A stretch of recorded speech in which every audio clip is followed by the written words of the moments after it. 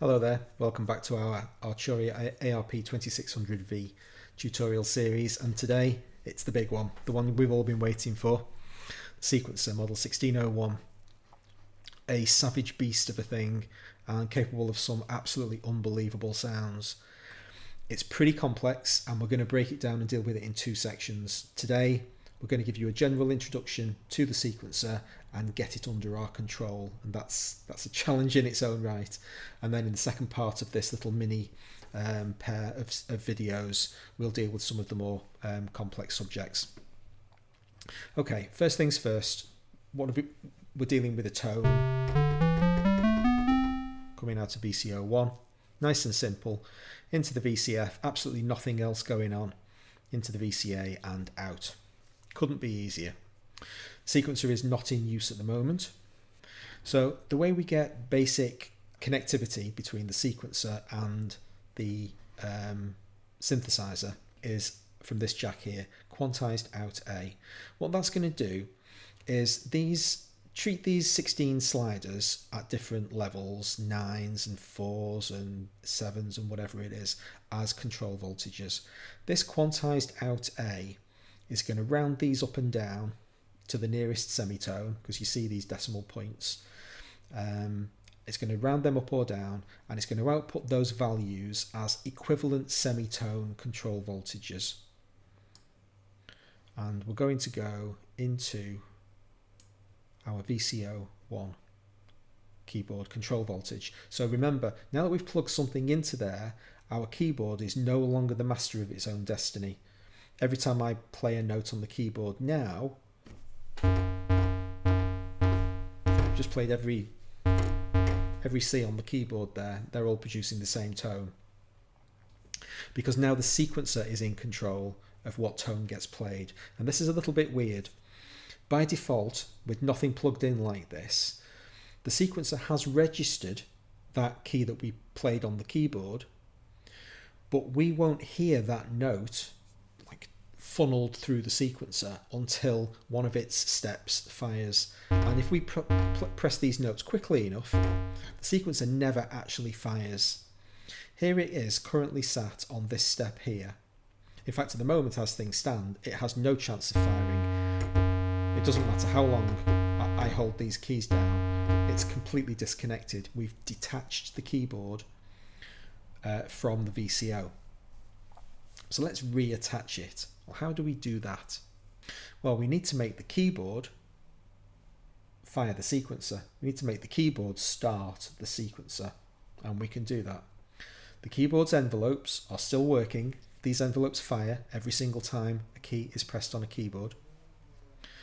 So we can take this gate socket here and plug it into the sequencer's start-stop. So what's going to happen now is that when I press a note on the keyboard, the sequencer will start and you'll see that light. Well, let's just do it. There you go. So now it's going to step through each one of those 16 notes.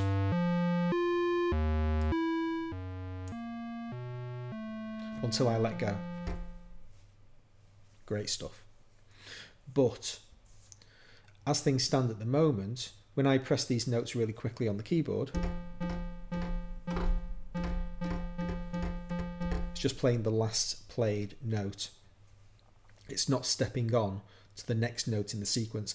It's registering what key I've pressed, but it isn't actually delivering that note to me because I haven't stepped on through the sequence. I can force the sequencer to acknowledge my request immediately. And the way I can do that is by taking a cable out of this trigger output here and plugging that into reset. What that means is that every time I press a key on the keyboard now, two things are going to happen. One, it's going to open the sequencer and prepare it to play its sequence.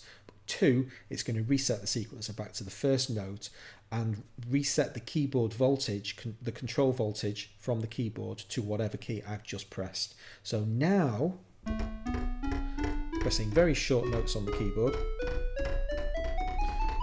the sequencer isn't stepping on because I'm too quick for it.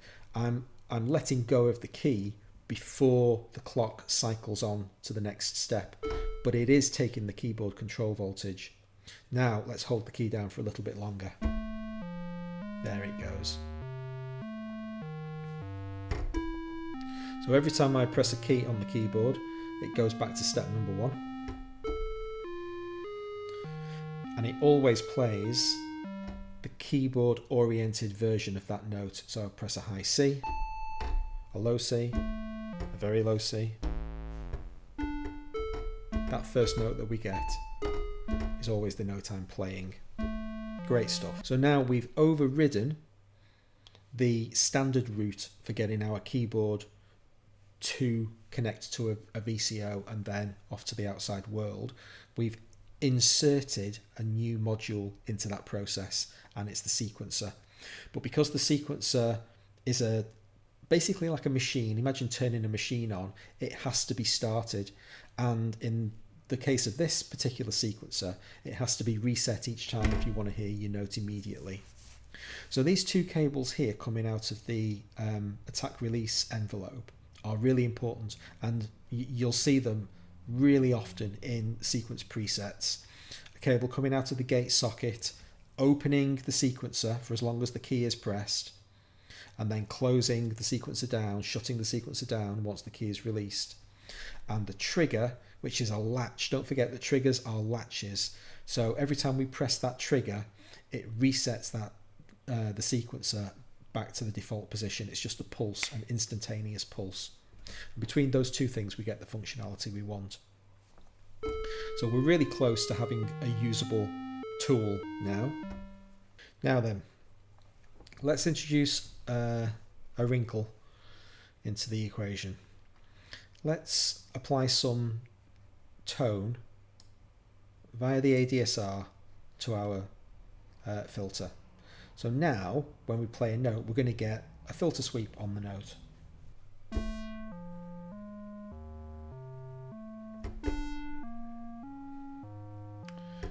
The filter is only firing when we press the key down, and then the rest of it is dull.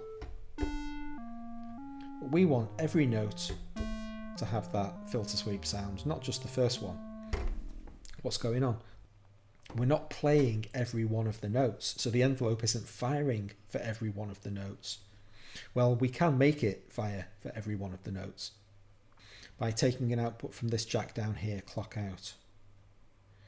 If we wire that into the envelope's input, now every single time the clock fires, it's going to re-trigger the envelope, but it's not going to sound exactly as you want it to. Let's play it and I'll explain why. Okay, it doesn't sound quite the same, does it? It's got a shorter, it's like every note is very, very short. That is called the pulse width. So the sequencer has its own pulse width. In other words, it's how long the gate is open for every one of those 16 steps. How long is this clock out jack here outputting a control voltage? And it's controlled by this slider. So listen.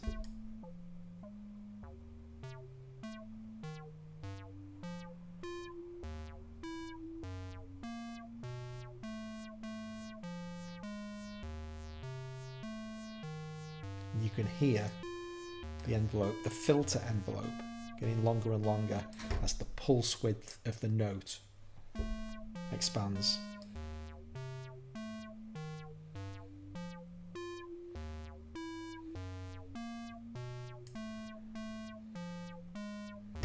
Okay, that's a really good start now. We've got a workable sequence that we can play different notes on our keyboard. And it tracks those. You can see the sequencer light toggling, stepping on through each of the 16 steps. Every time we play a new note on the keyboard, it restarts the sequence.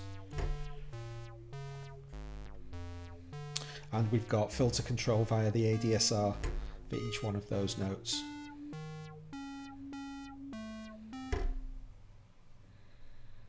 So that's an excellent place to start and an excellent place to stop.